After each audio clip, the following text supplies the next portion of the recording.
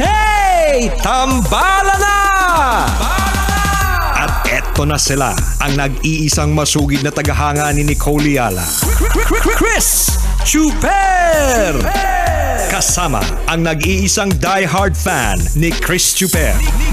Nicole Yala!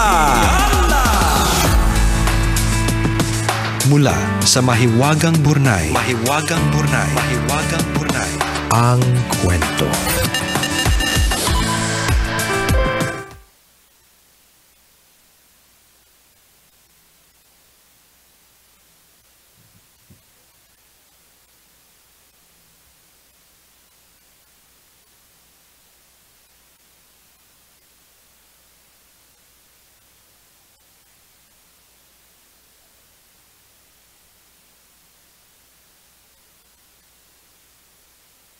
Dear Nicole and Chris,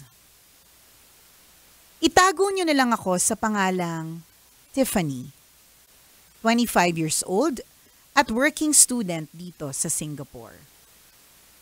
Hindi po ako nakikinig ng radyo pero na-discover ko po kayo sa Spotify.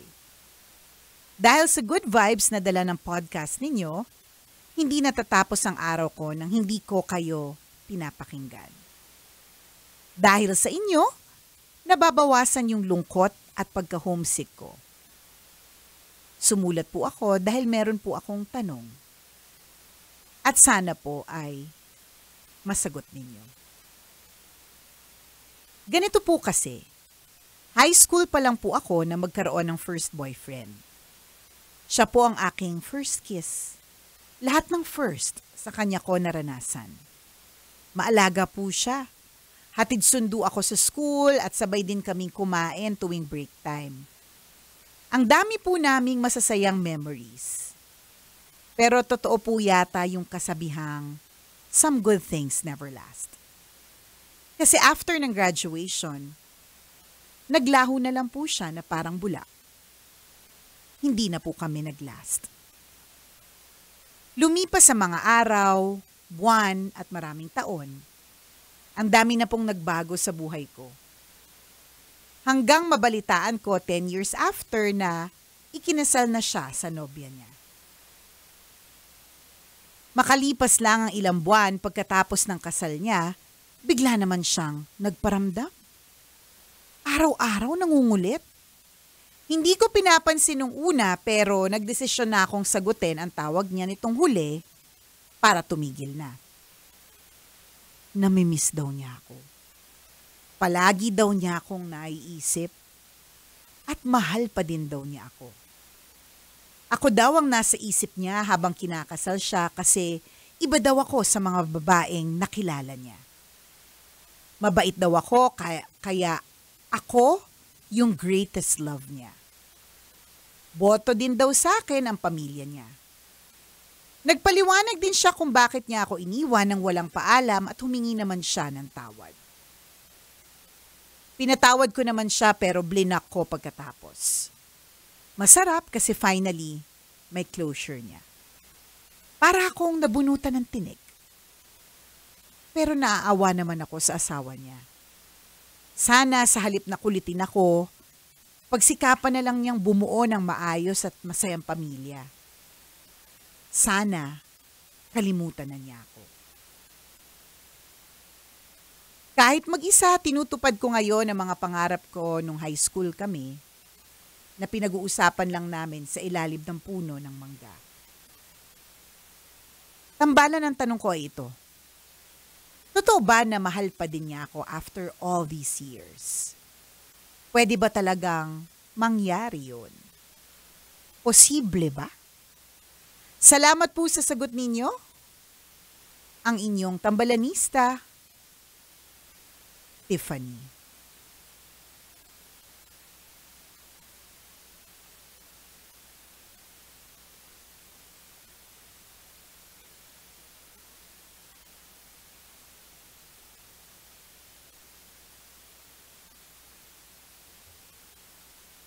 Hello sa'yo, Tiffany.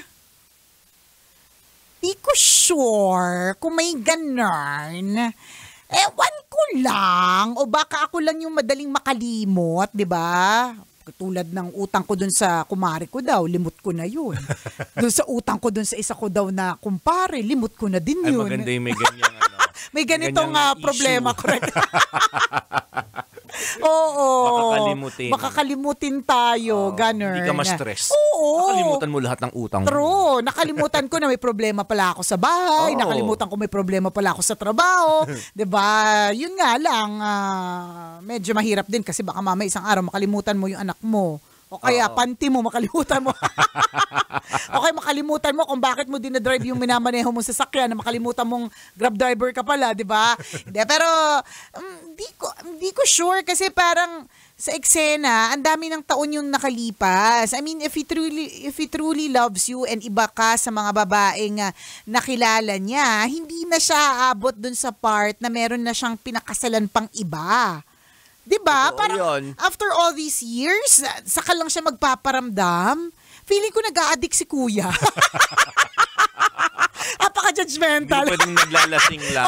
Nag-a-addict agad. Doon na. Rekta na ako partner sa nag-a-addict. Parang, iba kasi mag-isip, partner. Ewan ko lang I mean, siguro, kaya ko sinabi kanina na madaling makalimot. Kasi ako hindi po, halimbawa, hindi siya, kunyari, wala na siya sa season in my life today. For example, kahit kaibigan, not necessarily karelasyon. Kunyari, high school classmate. Okay? So, wala na siya sa season ng buhay ko ngayon kasi sa ginagalawan ko, hindi ko naman siya kailangan. Pero sobrang close ko siya nung high school. May mga ganun Or elementary. So dahil hindi ko na masyadong kailangan at this point in my life, hindi ko na siya natatandaan. So nakalimutan ko na rin yung mga pakipakiramdam nung araw. Maaring pwedeng pag-halimbawa nag-reunion, pwedeng balikan, alam mo ba dati, ganito, ganyan, tas maalala mo ng unti-unti, pero dahil ang dami na nangyari sa buhay mo, di ba, hindi mo na lahat matatandaan. So, Totoo. lalo na yung feelings, di ba? Ewan ko lang. Di ko sure. Kaya nga, hindi naman sa judgmental, pero may feeling ako nag-addict siya. So, tama lang yung pag-block mo. Kasi di ba, partner? Correct. Parang weird. Alam mo, first question, bakit affected ka pa? Ayun yung bakit mo tinatanong pa din yan. Yes. Oo. Yun yung unang tanong bakit affected ka pa sa call niya at ang dami mo ring question, bakit ang dami mong tanong? Kasi kung ayaw mo talaga, simple lang ang sagot. Hindi na pwede. Walang dapat ituloy. Correct. Walang dapat mangyari. Diba kasi kung malinaw sa'yo na may asawa yung tao, yun palang wala ka nang gagawin Yun palang malinaw sa'yo. At pag malinaw sa'yo, wala nang issue. Wala nang pag-uusapan. Diba? Pero bakit nagtatanong ka, may ganito po ba talaga? Posible po ba yung ganito? So, ibig sabihin, partner, Ini-entertain mo yung idea. Ay, nako. Ini-entertain mo yung moves ni kuya. so ibig sabihin, plastic siya. Hindi kasi sinabi niya, naiintindihan ko na may asawa, so blinak ko. Oo. Diba? O di plastic lang, parang eme lang, blinak ko naman masabi lang na may ginawa ka. Masabi lang na umiiwas ako kasi may Oo. asawa yan, pero ang daming tanong after. Yes, posible po ba yung ganito? Correct. Na may maramdaman pa siya sa akin? Ay, nako, eto talaga si ate girl yung may posibilidad na nag-block tas i-unblock din. May feeling ako na ganun. Tinetest niya lang din yung sarili niya. True. Pero dapat malinaw sa'yo yung katotohanan lang na malaman mo na may asawa na yung tao. Yes. Tapos na agad, may tuldok na kaagad doon. Correct. Hindi mo na kailangan tanungin kung totoo ba yung sinabi, na ako lang talaga, ganyan. Alam mo, ang daming mga taong pwedeng magbigay ng mga mabubulaklak na salita. Kapag ka lagi kang naniniwala at nagtatanong ka pa, nako, ang dali mo ma-scam, girl. Ikaw yung mga tipong mag-click ng mga link na ng mga phishing kineme. Diba? Yan, Ikaw yung mga yan, tipong, yan. totoo ba to na mananalo ako ng ganito kahit wala ka namang sinalihan, di ba? Kasi tinatanong mo pa alam mo naman na yung sagot may posibilidad na scam yan, di ba? Totoo yun. So ngayon, kung naghahanap ka ng kakampi, di ba, kung feeling mo papanigan ka namin, ay, alam mo, posible. Oo. Alam mo, you go, girl, di ba? You wait for it. Baka kayo talaga. Hindi ganun yung sasabihin namin. Sorry na lang po. Kasi kinuwento mo, may asawa na yung tao 'Di ba? Yun pa lang again wala nang dapat hintayin, wala nang dapat expectation. So wala nang pag-uusapan, tapos na dapat. 'Di ba? Wala na yung tanong na posible kaya na may ganun pang pakiramdam kahit matagal kaming hindi nagkita. Alam mo, may feeling. Tanggalin mo yun. Correct ka. May feeling ako na pag hindi niya tinanggal, maghahanap yan ng kakampi. Alam mo, maghahanap yan, di ba, naghahanap siya ng nagtatanong siya sa atin. Siguro, sabi mo nga partner, naghahanap ka ba ng kakampi na magsasabi sa'yo at papanig sa'yo, ganyan. At feeling ko, dahil hindi siya nakahanap ng kakampi sa atin, maghahanap yan ng iba. Hindi naman sa judgmental. Tawag niya sa ibang radio station. Tapos sisiraan niya tayo. Hindi po kasi okay ng pihin ng tambalan. Baka po kakapihin ako sa stasyon na to. Ito po kasi yung problema ko. JM. Nakakaloka kami na pala yung issue. Pambihira, nakakapagod yung mga issue. Nakakalurke. Tuldukan mo na. Oo, tapos na yun, di ba? Siguro, okay, sige, benefit of the doubt. Baka naman, kaya hindi naman siya nagtatanong partner because she's still interested. Kasi in the first place, yun nga, blinak niya naman eh. I mean, sinagot niya, na-curious siya and all, pero blinak niya pagkatapos, di ba? So, benefit of the doubt, baka naman nagtatanong lang talaga siya as a general question na is it possible? Posible ba na gano'n na after all these years, mahal pa din, ganyan, okay, so diba? tanggalin natin sa kwento dito, tanggalin natin sa kwento na hindi siya kasal. Oo, correct, hindi. Hindi siya kasal, hindi siya committed. For example lang to, Tiffany, Wag mong totohanin dahil halimbawa lang to. So mababago yung sagot namin. 'Di ba? Posible bang may maramdaman pa siya sa akin kahit matagal na hindi kami nagkikita? Oo naman. Pwede din siguro. May alaala kayo eh. Pwede meron kasi kayong history yes, may pinagdaanan kayong dalawa at malalim yung pinagdaanan, lalo pat higit walang closure on your part. So ikaw din, magkakaroon ng, sa halip na tuldok, magkakaroon ng 3 tuldok. Ellipses. 'Di ba? Parang isipin mo, bakit di na lang? 'Di ba? Abangan ang susunod na kabanata. Correct. Ibig sabihin may itutuloy. May may future. Yes. Pwede pa. Kung hindi kasal si Kuya. Kung hindi rin committed not necessarily kasal. Dapat wala nang jowa. Diba? Baka lang talaga hindi mo naman kasi plinok sa amin kung ano yung dahilan kung ba't umalis siya before. Diba? Correct. Imagine mo yung first mo partner, yung first kiss mo. Tapos tumawag siya sa'yo ngayon. Ay, hindi ko na matatandaan. Diba? Hindi ka affected eh. Walang pag-uusapan. Hindi ko matatandaan. Wala ka care. Wala ko care. Yan. Diba?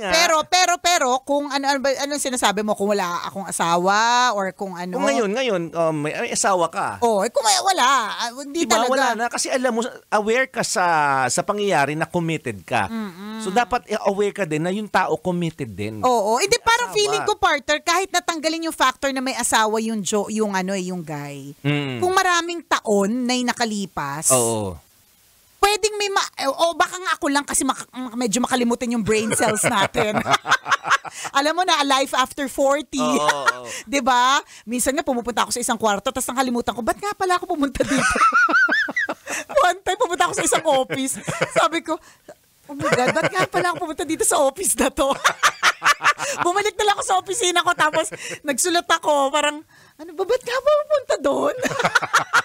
So baka ako lang yon. Baka ako lang. Pero kasi parang, okay, kahit feeling ko, partner, kahit tanggalin yung part na may asawa, kung maraming taon na kasi nakalipas, Hindi ko rin masabi. Hindi ko rin masabi na parang totoo kayang after. Pwede siguro may history pero hindi yung mahal na mahal. Pwedeng mabalikan yung history, sabi mo nga, tama partner, pwedeng magkaroon ng abangan. Diba? Yung ganun. Pero basta to answer, dahil nga may asawa, doon na tayo sa may asawa, diba? Finish. Correct. Wala nang dapat pag-usapan. Question. Ang kailangan na lang gawin mag-announce ng winner ng ating Love Knows No Boundaries promo. Yan. Ay, mas maganda pa yan. Oo, mas may katuturan. Joke lang. May katuturan ka naman, Ateng, di ba? Ano lang naman to. Nagtatanong ka lang naman, pero very good ka. Blinak mo na dahil may asawa na siya. Tapos na. Hanggang doon na lang. Hanggang doon na lang. Kailangan pa bang i-memorize yan? Love Radio. Basic!